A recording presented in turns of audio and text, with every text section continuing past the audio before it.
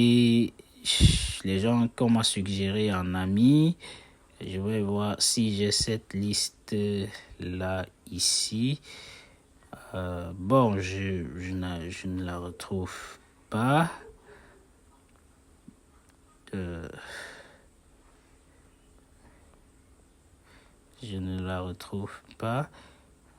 Bon, je vais chercher un peu. Je sais pas si je vais trouver un contact. Bon, si je peut-être prends ce contact, je vais voir si. Ok, voilà par exemple ici, vous voyez, on dit sur ça, c'est son profil. Vous voyez, quand j'ouvre son profil, normalement, je dois trouver ses publications.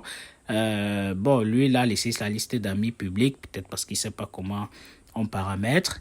Mais ici, vous allez voir qui a publié sur son profil. Je vois ton génie ingénieur est heureux avec 8e merveille et 56 autres personnes. 56 autres personnes, là, lui, il est dans les 56 autres personnes. C'est pour ça que la publication de ton génie ingénieur apparaît sur son profil. On continue ici avec Roberto Noni qui est avec Odon et 24 autres personnes.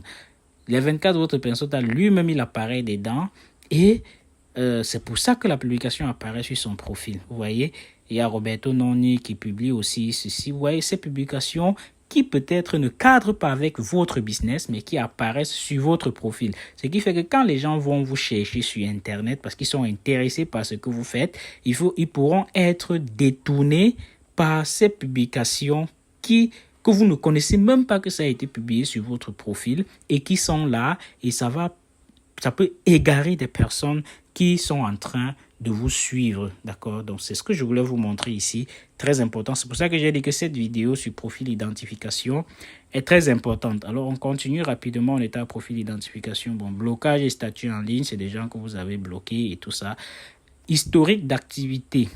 Vous pouvez déterminer tout ce que vous... En fait, vous pouvez faire un historique de tout ce que vous avez eu à faire sur Facebook récemment, c'est-à-dire si vous avez liké certaines publications, si vous avez tagué un public, si vous avez mis des stories, si vous avez mis des mentions j'aime sur certaines vidéos, certaines publications, si vous avez posté des choses, si vous avez recherché quelque chose, vous avez la possibilité de tout voir ici, ici dans votre historique sur Facebook. Voilà ce que je voulais vous montrer.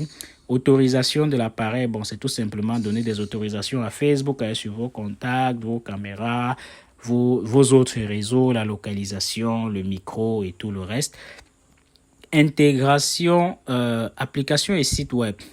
Application et site web. Ici, bon, ok, le temps que... Application et site web, d'accord, ce sont des applications ou des sites dont vous vous êtes connecté avec Facebook. Vous voyez, souvent quand vous ouvrez un site, on vous demande de vous connecter soit avec l'adresse email, soit avec Google, soit avec Facebook. Vous acceptez de vous connecter avec Facebook, c'est ça qui apparaît ici. Vous pouvez voir cet historique-là ici.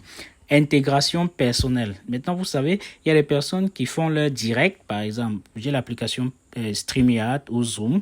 Quand je fais des directs sur ces applications, ça retransmet en direct sur Facebook. C'est ça qu'on appelle les intégrations professionnelles. J'ai pu intégrer ces applications à Facebook. L'application privée ici que vous voyez, c'est une application qui récolte les contacts des personnes ils me laissent leur contact sur Facebook. Je récupère ça dans cette application, donc j'ai pu intégrer ça à Facebook. Voilà. Comment gérer vos informations? Bon, voilà. Ici, on va aller à vos informations personnelles. Est-ce que vous saviez que vous pouviez télécharger une copie de toutes les informations que vous avez mis sur Facebook depuis le début? Photos, vidéos, contenu multimédia y compris. Vous pouvez télécharger une copie de toutes ces informations ou transférer une copie de toutes ces informations pour les garder quelque part. Si vous ne saviez pas, vous pouvez le faire à partir d'ici. Voilà.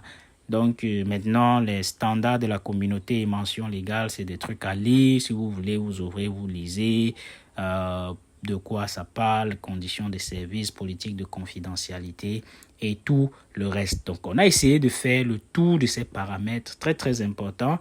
Bon, maintenant, si on revient ici sur les informations personnelles et méta, c'est juste là où vous pouvez changer votre mot de passe, vous pouvez regarder vos informations personnelles, vos préférences publicitaires, vos informations d'autorisation, vos contacts, examiner, voilà.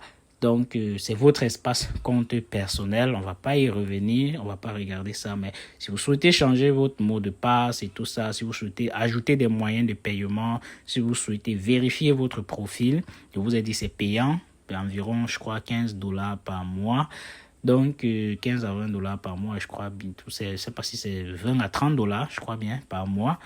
Donc, voilà, un peu on a fait le tour. Si vous souhaitez devenir professionnel, vraiment, vous devez éviter ces petits désagréments qui se font en des simples paramètres. Paramètres comme je viens de vous montrer sur tout de suite là. Donc, voilà un peu la famille. C'est cette vidéo vraiment extrêmement importante que je souhaitais vous montrer. Surtout dans cette partie pour que vous démarrez avec une longueur d'avance sur les autres. Sur ce, on se dit à tout de suite pour la prochaine vidéo. Ciao.